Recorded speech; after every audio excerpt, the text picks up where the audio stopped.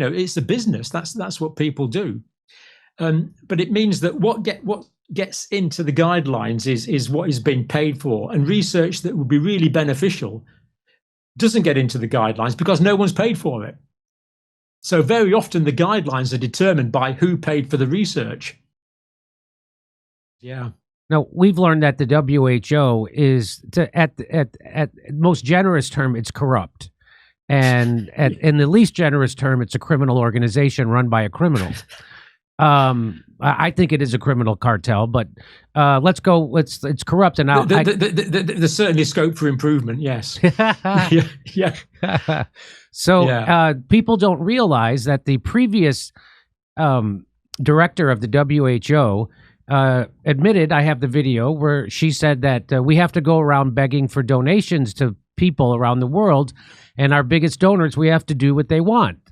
And so the biggest donor to the WHO is Bill Gates through his Bill and Melinda Gates Foundation and his Gavi Foundation. And they all look like, philanthropical or organizations. But of course, it's more like philanthrocapitalism, that Bill Gates he's never really doing anything to help people. He's doing something to where he's going to get a big return on his investment. And he's bragged about how much money he's gotten back on his investments in vaccines. It's a 200-to-1 return, or 20-to-1 return, he said. So he's a very shrewd businessman. Yeah, he put in like 10 million. He got 200 million. Well, for the COVID vaccine, he made $550 million. And so do people? How are people in the medical establishment? Are they aware of the corruption inside the WHO? Because Bill Gates basically is the biggest funder to the WHO, and he basically dictates what they do, and it basically comes down to what's going to pad his bottom line. So go ahead, take it where you want. Yeah, most practitioners that I know and I have worked with, they follow the guidelines, and they're not really that aware of how things got into the guidelines. So I would think it would be a very, very tiny, shrinking minority of individual healthcare providers in the UK who would understand the way things work in the World Health Organization. I don't profess to understand how things work in the World Health Organization. I just know I'm very suspicious of it, and I quite like to get rid of it. And I believe they're trying to get more powers all the time. But most people don't think that far. I think most people are at the kind of stage I was at in 2020. They still kind of trust the guidelines. Because to be fair, most of the guidelines are pretty good. The guidelines have evolved over a period of time, and people follow these guidelines. But it's not only that they're not aware of what you might call political, economic influences on determining on what gets into these guidelines. I don't think they're really aware of the research methodology either. So if there's a particular problem, what you'd like to do is go and look at all the literature, do a critique of the literature, work out how accurate the literature is, and then relate that to the care of your patients. But of course, if you're dealing with a dozen different conditions a day, you can't possibly do that for everything as well as a full-time job. So people just tend to take the conclusions of the guidelines, which you would hope are in the national guidelines, and just follow those.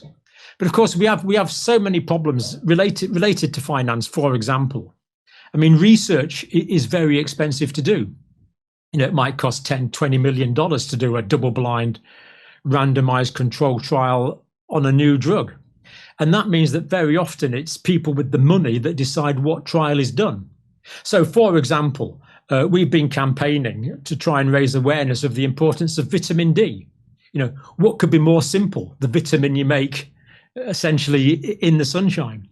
And of course, now it's cold and windy outside where I am in the north of England, and will be probably for the next 6 months. We're not going to make any vitamin D. And yet we know that every single white blood cell in the body has got vitamin D receptors in it. Every single white blood cell that defends us against infection needs vitamin D for optimum function. And most of us simply don't have enough of it.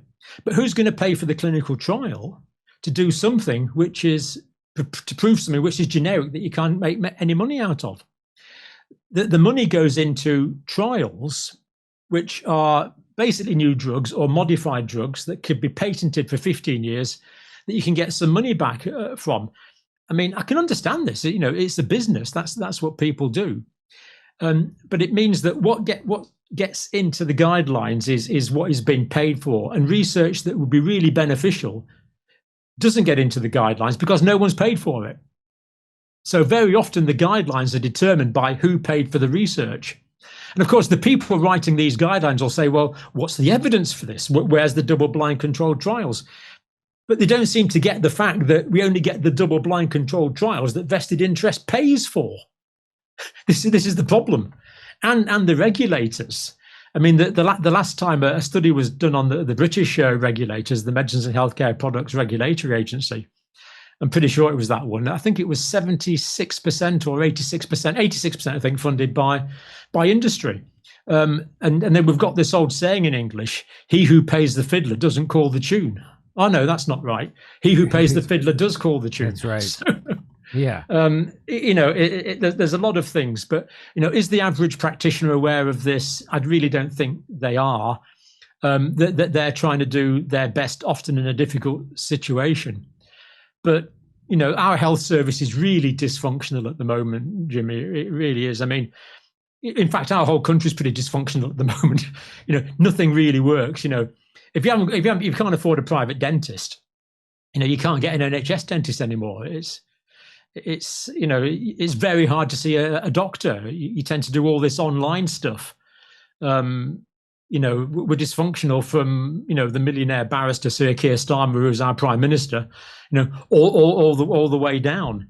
And it's a real pity because, most people are just trying to do a good job, but they're working in largely dysfunctional systems. And it's really strange the way this dysfunctionality has affected so many different aspects of national life. But that's unfortunately where we're at the moment. But it's not so that you elucidate for everybody how money influences what clinical studies get done on drugs and vaccines. Yeah. It's always and so it comes from a big pharma. It comes from so they have the money to do these highly charged studies, and they of course can. I found out through COVID and through watching you that it's very easy to rig a study to have an outcome that you want, or the outcome that the money interest wants to have. So the studies are not only done by the people with the financial interest on how they come out, but they're also kind of rigged in that way. And if they don't show what they want, what the big money interest wants, if the study doesn't turn out their way, they just suppress that study. We've seen that over and over, most recently with the Henry Ford study, which I'm going to get to in a second.